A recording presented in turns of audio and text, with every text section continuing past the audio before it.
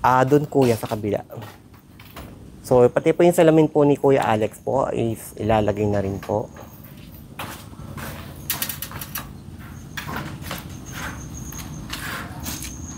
Tapos yan kuya sa likod yan. Ito kasi sa ano to sa Likod. Ayan mo ano to. Ito nagtama ito.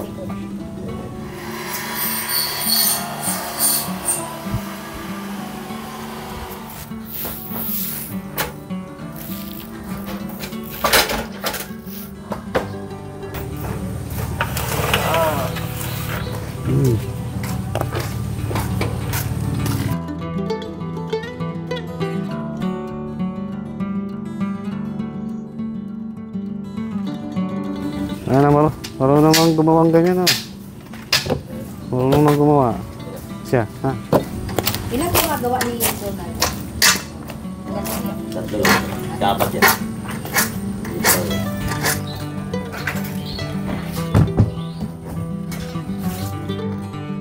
So yeah, magandang hapon sa ating lahat. At syempre, ginagawa na ang salamin ni Enrico.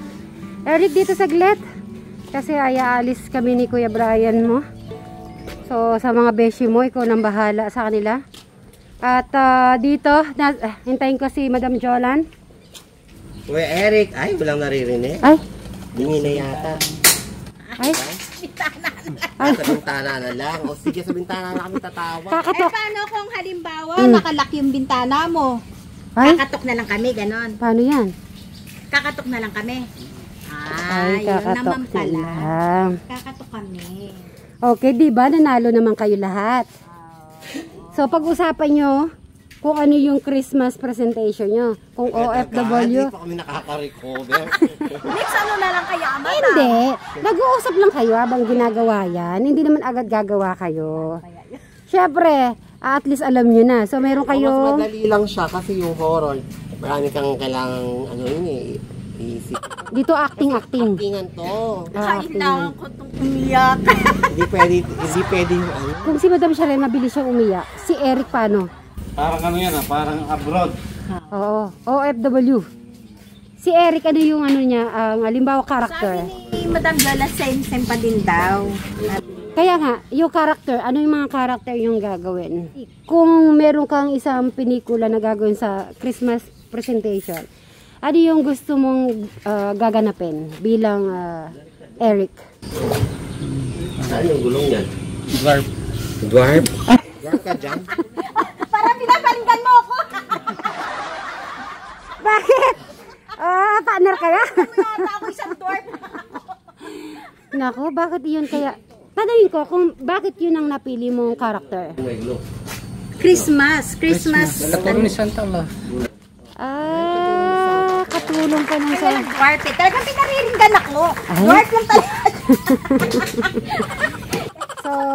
Kasi Santa Claus naman. Ang Santa Claus malaki eh. Ay, magkano po yung bayad niyan, boss?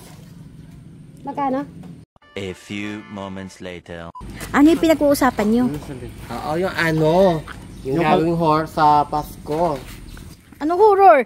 Horror pa din. Yung story sa Pasko. Ano ba? Anong ideya mo, Kuya Eric? Batang ama o uli lang ama? Bala kayo. Madam Jolan, palagay ko ikaw na naman ang magdagawa. Ayoko mag-expect. Kasi yung drama to, hindi ako sanay sa drama. Sanay lang ako sa comedy. Uy, maganda tayo. Kailangan natin talunin. Galing ng ibang bansa. Galing siya ng ibang bansa. Yung isa sa amin, kailangan kapag abroad para makaalis sila sa kahirapan. Kaya mag-shooting tayo sa ibang ano niyan. Ang dami ng pinupunta nito ah. Wala nga akong pampunta ngayon, hindi ako makakaalis, wala akong pera. Ay, naku, talaga naman. Basta pag-uusapan natin yan kung ano yung magagawa natin ulit. Kasi ito na mag-ano na naman. Uukasyon na naman ng December. Kaya ikaw, Kuya Eric, ihanda-handa mo na din yung sarili mo. Kailangan makapag-shoot tayo sa labas kasi ano to, Christmas special to. Hindi pwedeng dito lang. Christmas special naman. Kung noong nakaraan, horror special, ngayon, Christmas special naman. Last na yan. Ay, hindi, mayroon pa. May Valentine's pa. Ano kaya, Eric? Ihanda mo na yung sarili mo. Kailangan maliksi Sino ba yung ka. kabalo sa ano niya? Ha? Sino yung Hahanapin natin ka-date? siya. Kadate niya? Oo, mahaba din ang buhok. Mahaba din ang buhok. Siyempre. Kayo. Pero, wag na daw si Madam Jolan. Kapatid na nga daw niya si Madam Jolan. Di ba? So, ngayon, paghahandaan natin ngayon. Basta. Katol, matagal pa naman eh. May 1 month pa na pag-iisip. Ano Kuya Eric, may 1 buwan pa. Pero kailangan lalabas tayo ko, Eric. Kasi Oo, tayong lahat. Lalabas tayo kami din. Pag Kailangan nag-trip tayo, namin. Hindi pwedeng dito kasi mag-abroad yun eh. Oo nga. So kaya magandang location. Ay. Si Ma'am Nempa may box na padala. Para sa'yo. Ayan, Ate Ningpaw. Nag-aabang-abang na po sila sa inyo.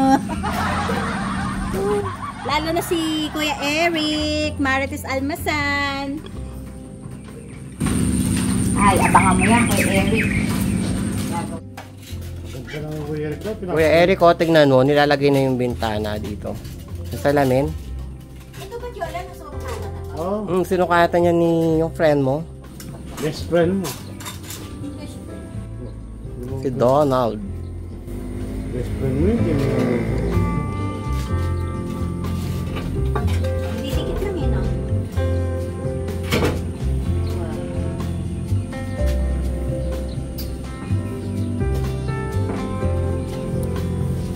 Pwede na tayo magsalamin pala dito. May mula next. Oo, Kuya Eric, dito ka na lang magsalamin. Masalamin, magsusuklay ka diyan.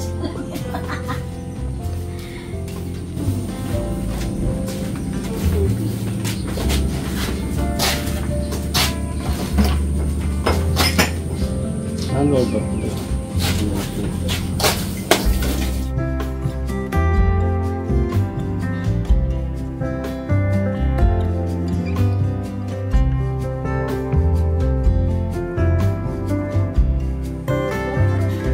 Kuya Eric, tignan mo, pwede ka na magsalamin dito.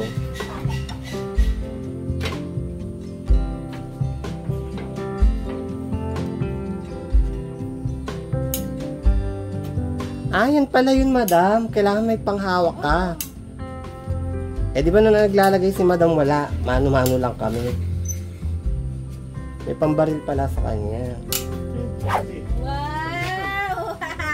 Bago na! Wow! Bagong gawa! Pagkakuan ilalak mo, no?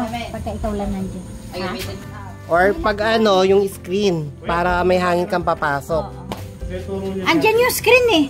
Hindi, tuturo niya sa akin yung lock. Wala pa sin lock yan eh. Wala pang lock. Paano nilalagay yung kuya? Sa plate lang daw. Suga. Ayak, sige. Okay. Ay, di nalalabas yung lamig mo, Kuya Eric. Pasok kayo doon sa kanya. Ayun po, gawa na po yung salamin. At saka po yung isang nabasag po dito.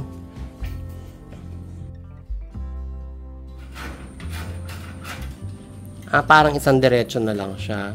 Hindi. Hindi man override diretso yan, Jo. Tingnan mo may square na gano'n.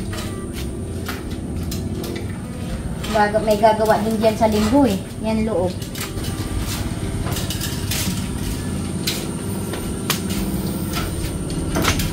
Tingnan yan. Pwede na tayo magsalamin dito, Hello po, Tatay Cesar. Salamat po sa pagtulong sa amin sa aming horror movie. Opo, umalis po sila. Umalis din po. Nag-date po eh. Balik na lang po kayo mamaya. Nasira yung traktor ko. Ay, ganun po ba? O papaharapin mo. Babasagin lang. Lalakpan. Kasi yung pinto niya ni Eric.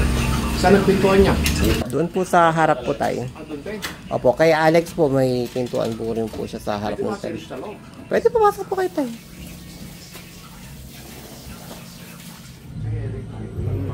Opo. Si ano po.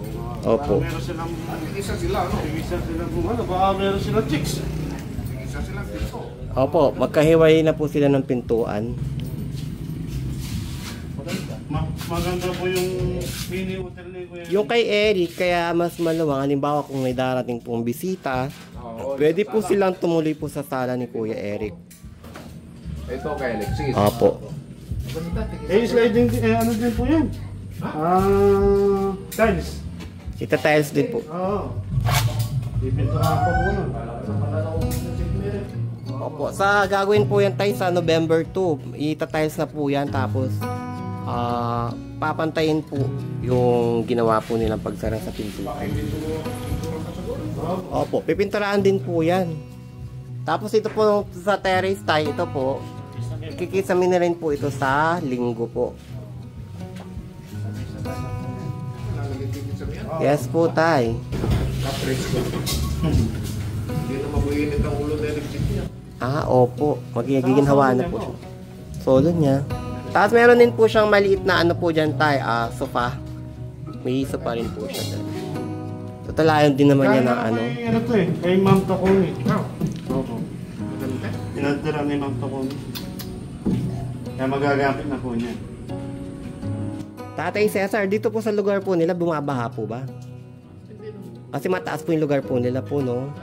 Meron lang talaga kung may tigtas dito. Kaya na-retrap na ng ilog. Na-retrap na. Kaya wala nang ba. Tsaka mataas po yung lugar nila sa mga nag-aalala po. Hindi po kayo mag-alala, mataas po yung lugar nila. So, pag na-tas doon, sa retrap, na gano'n lang nakataas. Hindi na mapapasok sa loob. Diyan na sa bakuran. Kasi mataas po yung lugar nila. Ganda.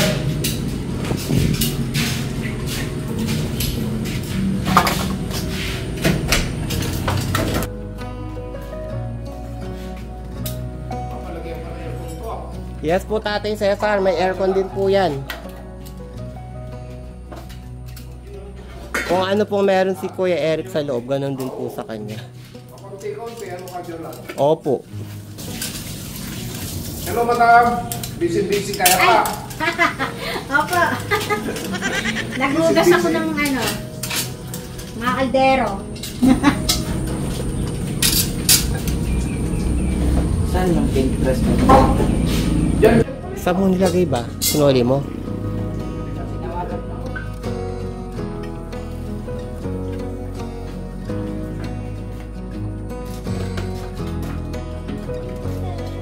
Kuya Eric, yung salamin, huwag nyo munang bubuksan, no?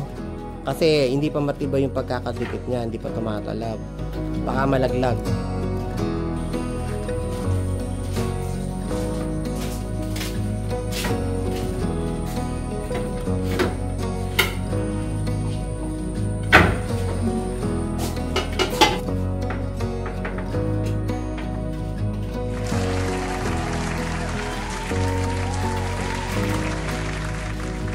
Maraming salamat po, Kuya Tegram, sa binigay mo pong 5,000 pesos. Maraming po salamat. Bye-bye. Bye!